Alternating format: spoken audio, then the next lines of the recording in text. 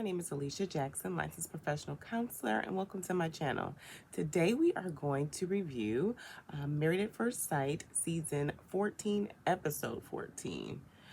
They had the couples retreat, so we are very close to decision day, so we're going to get right into it. But of course, before we do so, please be sure to subscribe to the channel, like the video, and comment below. Let me know what you think about these couples and all the things, the blips that are happening that they don't feel are blips.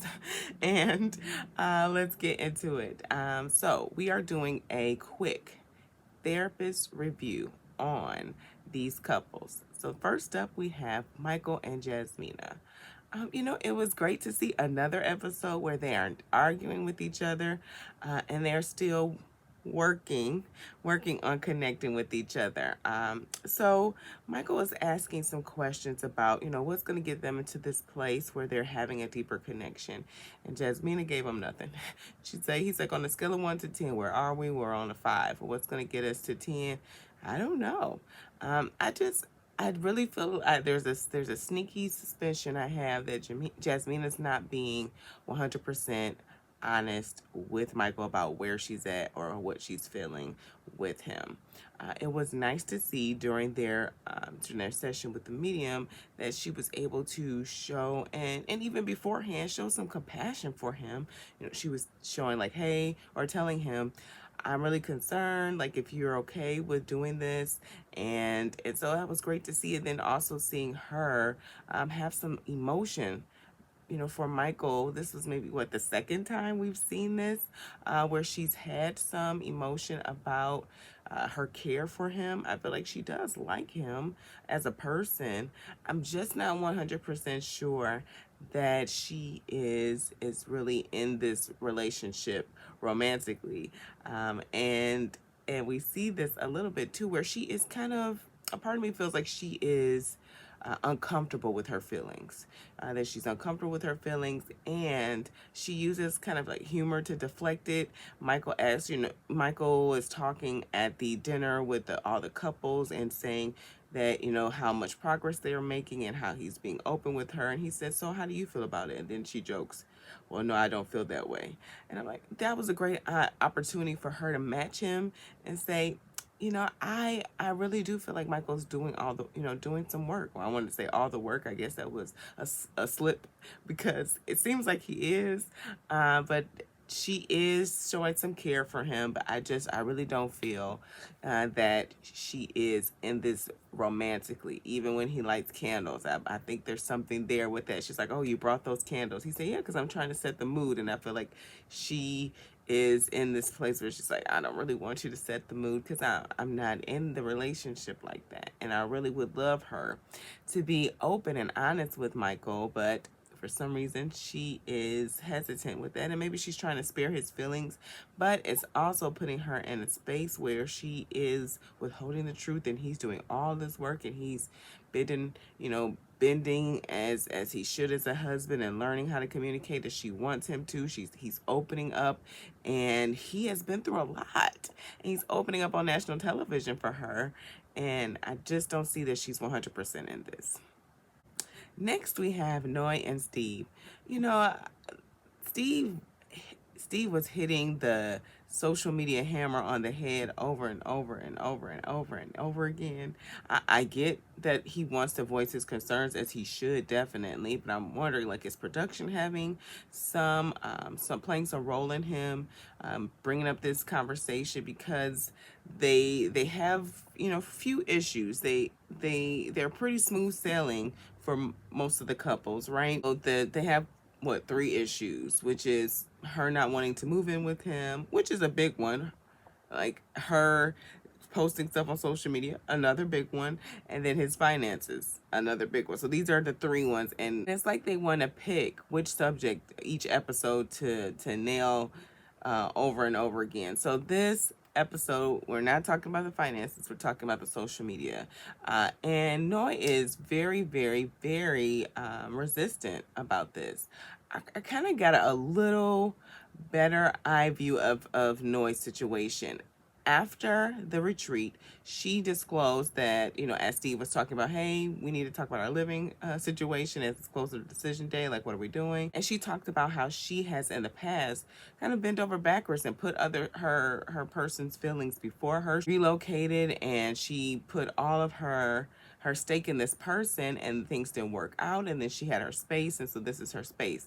And so what I'm really getting the sense is that Noi has a tendency to really be free with her boundaries, in the past. And so she is like overcompensating and being very rigid and protective. I'm not going to, like she's saying to herself, I'm not going to do what I did last time. But she's being very rigid about things and not communicating them in the best way. She seems like she does not know how to have direct communication. And so it's either indirect communication on social media, or when she is being aggressive in her communication and telling him to kiss her, okay? And so, or leaving, right? And the thing that kind of also concerns me is she's not hearing Steve, right?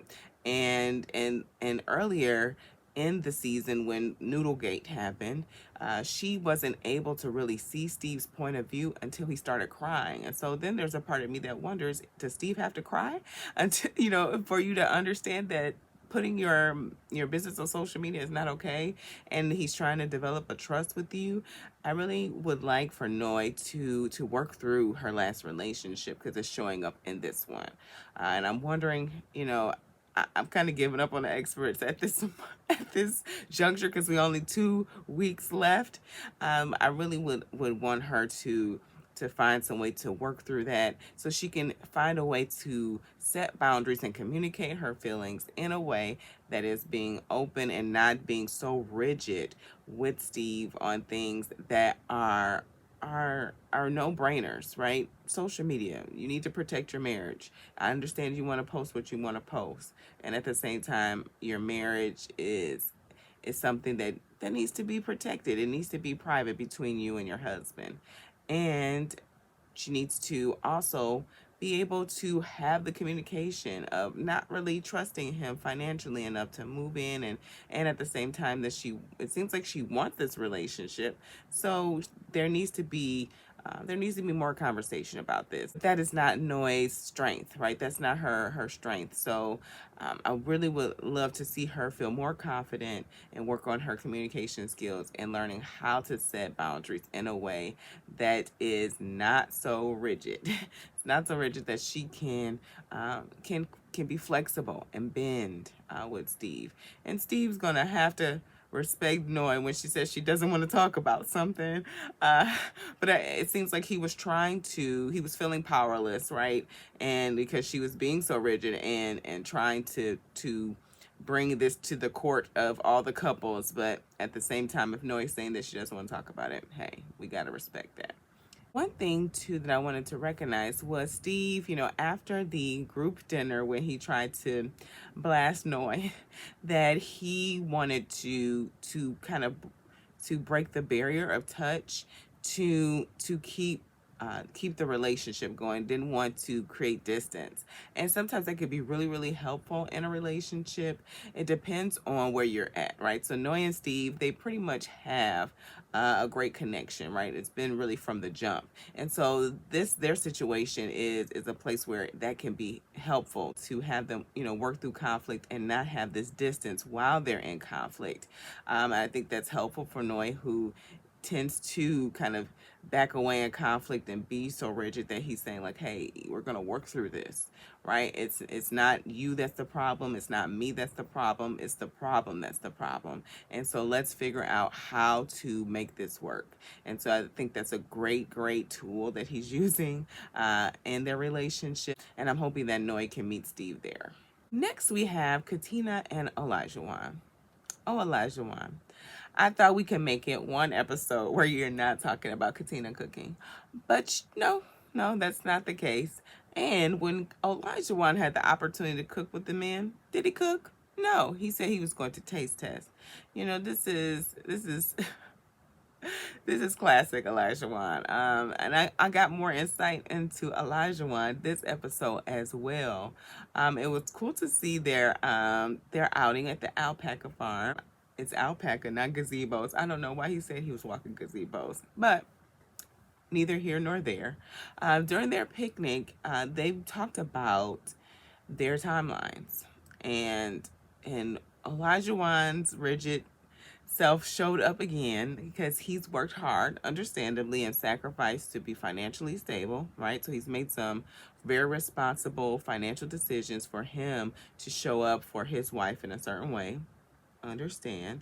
And he is a part of him, that part of him is feeling some type of way about the fact that Katina made a different choice, and that she's still in school, and that she's planning to have children right after she graduates and not really established in her career. And he's like, I didn't really want to carry this, this financial burden, and I didn't want to restrict, my vacations because I've saved up for this for 5 years. And I understand his frustration.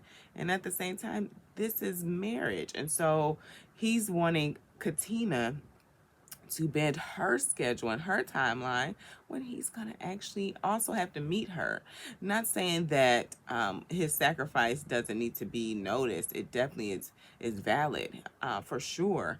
And when life happens in marriage, you have to be flexible, especially when you marry a stranger. Okay, so I really feel like he's in a space where he has these expectations of a wife because of these high expectations that he has of him, even though sometimes it really seems like he doesn't really hold himself up to the standard, or maybe he lets himself off the hook because he's made so many sacrifices and has worked so hard. And at the same time, Katina is at a different place. She did something different. And while he said that he's not taking it out on her, he feels like it's absolutely fine. I think he's being dishonest, that he is not absolutely fine with this, that he needs to communicate that in a way. But shout out to Katina, who's like, no, I know what I'm doing, and it's going to be okay, and we're going to make this happen. I feel like this is probably another situation where they had more conversation off camera, because that seems to be how Katina manages Olajuwon. But I really feel like he still looks down on her because of the decisions that she's made. And that's something that Olajuwon's going to have to work out. That's not Katina's problem, because he looks down on her.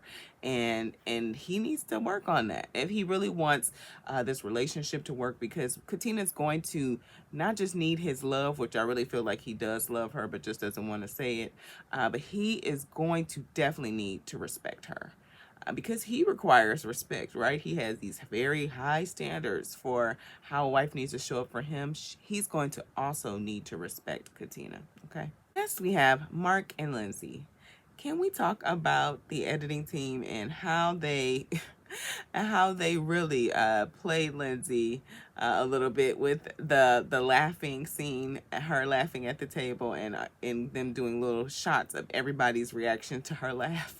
I said, no, they are wrong for this. But her laugh is loud, and she definitely, she seems to really not understand how she shows up in social settings. And so the rest of the cast is going to let her know how she does. We are seeing that from Mark's end and Lindsay's end, that they have had a few days with no arguments. Whew! I was so grateful for that. I thought I was going to see them yelling in the kitchen again. But they headed to Vermont, and Mark is not a morning person. He's just not. Lindsay is. She wakes up with all the energy. She goes to sleep with all the energy. And she wants him to be a morning person like she is. She's going to have to accept the fact that he is not. He's not a morning person. And there's nothing she can do, no matter how much she tickles him or wrestles him. It's not going to change. He wants to have a slow rise in the morning, while she wants to tackle the world. And that sometimes happens in marriage. It oftentimes happens in marriage, and that's okay. That's okay. You have to learn your spouse, and you have to adjust.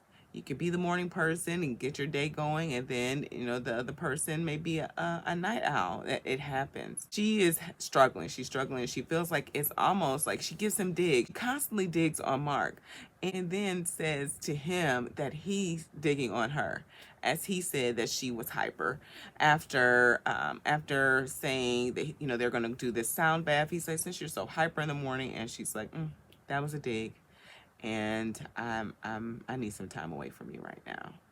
And I just Mark can have a voice in this relationship. Every time he says something, a little joke, which there may be some mean spirit in that joke, right? Because he is fatigued with her hyperactivity, that that that she recoils and cancels the marriage. It's a divorce. I'm pushed back. It's done. I'm going home. But one thing is for sure, Mark is learning. He's not engaging with her. He just says, okay, okay, okay. Every time she said something during this episode, he was like, okay, okay, and did not engage with her. Because truly, what happens with Lindsay, as she did say last episode, whenever someone says one thing, she goes to higher level. And that is how she engages in situations where her feelings are hurt instead of just communicating directly. The sound bath really seemed to help Lindsay, and I would encourage her to do some more like mindfulness and meditation. It would help her maybe to be more self aware and also be more in tune with her body and be able to be present, with herself. Lindsay is doing two things in this episode. She is projecting and she is protecting. That's the two. That's her game plan. She projects what she does on other people, right? Telling Mark that he's doing digs when she's the one doing digs. She is in the game, right? They're playing the game, most likely to, right? And she tells Noah she's a two income, family type of girl, and she's saying this while her husband is out of work. And so, I feel like that's a dig to Mark in front of everybody while cracking a joke, right? And it's just, whoo, she constantly does this. She was making a dig about Mark's sexual performance in front of everyone, and they were completely uncomfortable. And even, Jasmina, attempted to scold her, like, no, no, no, no, Lindsay, that's not okay. It's just not okay. That's something that needs to be between you and him. If you feel like he is not attending to your sexual needs, that's a conversation between you and Mark, not in front of everybody. But I feel like that's a way that Lindsay tries to make herself feel better than others, as she was also saying that Mark was trying to do as well. And so then it comes to the great vote, right? Where they say who is most likely to pick a fight, and the whole cast picks Lindsay, which I mean is accurate. It's accurate, but it hits her in a place it says familiar. It activates some old pain. It really seems like Lindsay is used to, unfortunately, being rejected because of her no filterness, which is also a way she protects herself. Then we see where she comes for Steve, right? She's like, Steve, now do you want to be next? You see, do you want to be next? Like she has been digging through the whole game. Do you want to be next? And no, you need to check him. And Steve sees what's happening and says, I apologize if you're offended by that. That wasn't my intention. We were joking. We were laughing. Just like she's been doing the whole game, right? It's all smoke and mirrors for Lindsay. It really almost grieves me. It grieves me as to how much she really carries a lot of shame and doesn't truly love herself. She doesn't like herself. She feels like she isn't lovable. And she then protects herself by this speech, right, of saying, I have God's love in me and I'm doing big things and I'm on the rise and I don't need your approval. I don't care what you say. I'm going through this through high school, through college. You can hear like she's really trying to protect herself from what she's perceiving as rejection. And at the same time, she's been doing the same thing. She's been doing the same thing to other people. I don't feel that she is in a space right now to be present for anyone in a relationship. She needs to truly, truly work on her relationship with herself and to be able to accept all of her and work through her relationship with her parents. That seems to definitely be a space of pain for Lindsay. I see Mark, he's not handling situations the best, right? But he is shutting things down when they are escalated. He's not backing down on what he said, and he's also just not engaging with her. and trying to be there for her. We see that, you know, she did get sick, and he came to her aid. He does see that she is helpful. I just feel that the reason why she's so helpful is because she feels like that's one of the ways that she can keep people in her life. But there's conditions to that help that she gives out. She's like, if I give you help, then you have to, again, not have any critique about me at all. And that's just not a reality. That's not a reality. Just because you do something for someone doesn't mean that you're not going to be held accountable for how you show up in the relationship. So that is the 4 couples that we have. I'm hoping that things get better, but these 4 couples are pretty interesting. I'm curious to see how things are going to play out for decision day. Please comment below, like the video, and of course subscribe to the channel. And of course, as always, be cool, be calm, be centered.